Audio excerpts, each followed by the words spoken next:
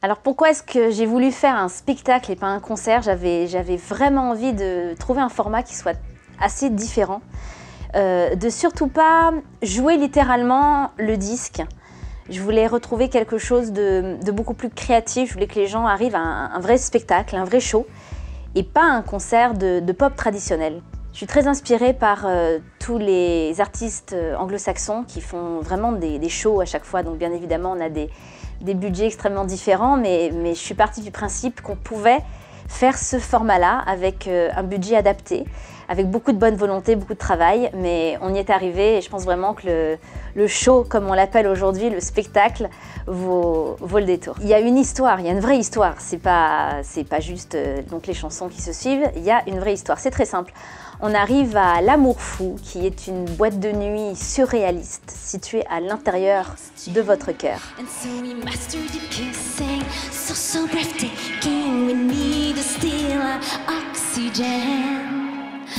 Oh, praise for the DJ in the digital temple. All rise for the DJ, he might just bless the good soul.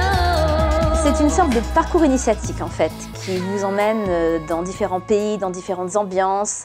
On passe du Studio 54 à un club de tango argentin, on se retrouve au 22e siècle, on fait des bonds dans le temps. Mars, l'amour, le prince, on texte tôt, on texte trop, on déraisonne.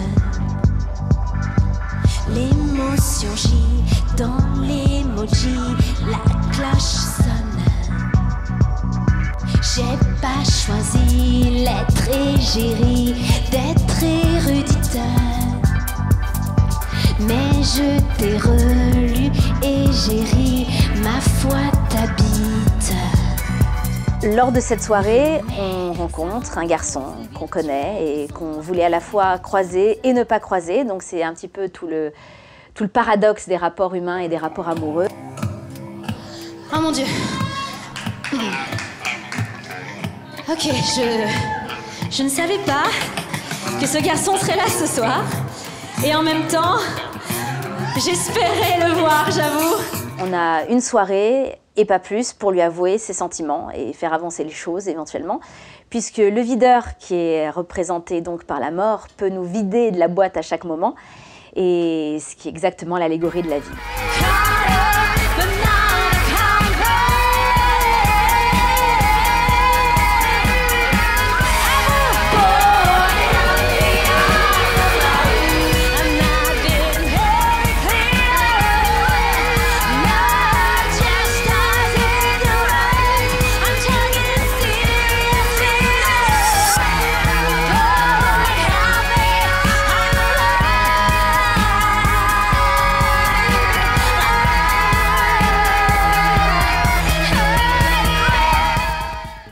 Moi je m'appelle Lionel, enfin on me connaît aussi sous le nom de The K. Avec Lorraine on s'est rencontrés il y a 4 ans, en fait elle cherchait quelqu'un pour travailler sur son spectacle déjà à l'époque. Et c'est vrai que moi je viens plutôt du milieu du rock, du jazz, des choses comme ça, un peu de la music world. Et là c'est vrai qu'a priori c'était assez bizarre pour moi d'aller vers quelque chose d'assez pop, c'était complètement différent.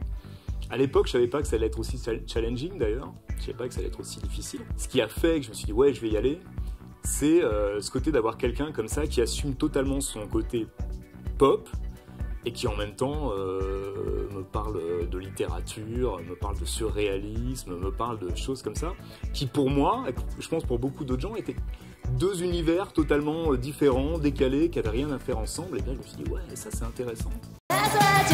That's what you get for keeping your head down.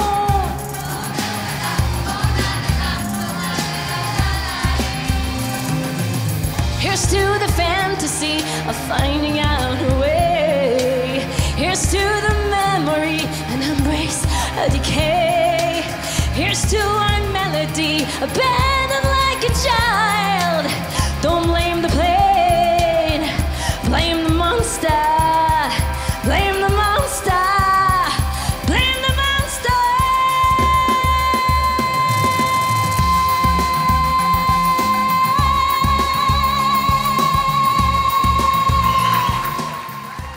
sur scène, c'est vraiment de gérer la musique complètement.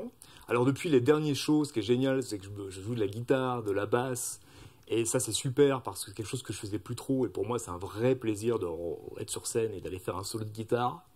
Si vous êtes guitariste, vous savez de quoi je parle. Et donc sur scène, je gère un peu tout. Donc j'ai tout un système sur un ordinateur et aussi sur des appareils, je sais pas comme vous voyez ici. J'ai joué des choses par-dessus en live et il y a tout un travail de temps réel qui est fait sur le spectacle. Et c'est tout un travail comme ça qui est entre le DJ et le musicien.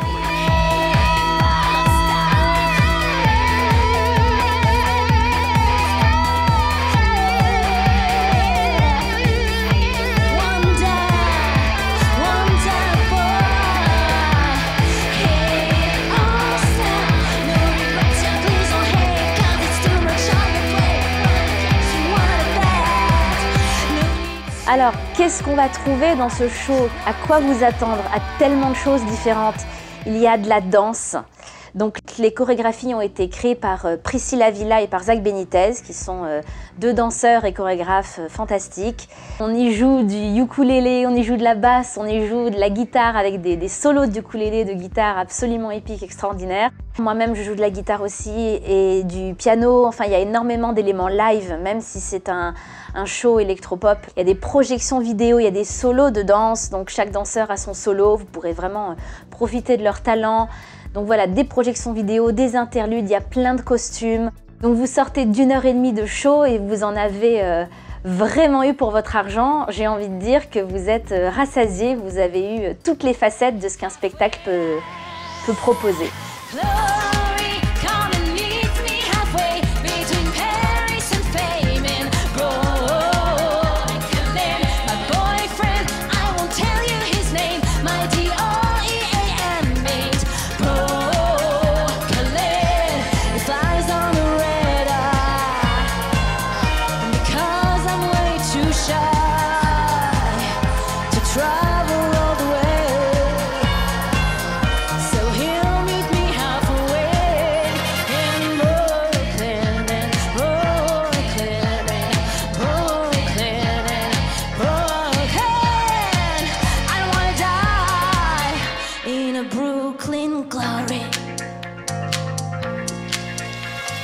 Vous allez voir un spectacle vraiment digne d'un spectacle de Lady Gaga ou de Katy Perry, alors un peu plus light bien évidemment. Je pense que les gens qui viennent vont être surpris, vont pas être déçus. On dit souvent qu'on n'a pas de stars en France, qu'on n'est pas capable de faire des stars comme les grandes stars américaines et tout ça.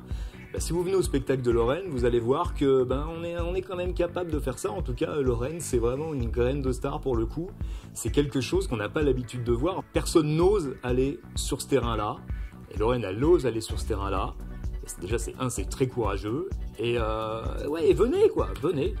Est-ce qu'à la fin, on réussira à avouer ses sentiments? Est-ce que cet amour sera vécu ou seulement rêvé? Est-ce que le videur nous videra avant la fin? Eh bien, il faut venir voir le spectacle pour le savoir.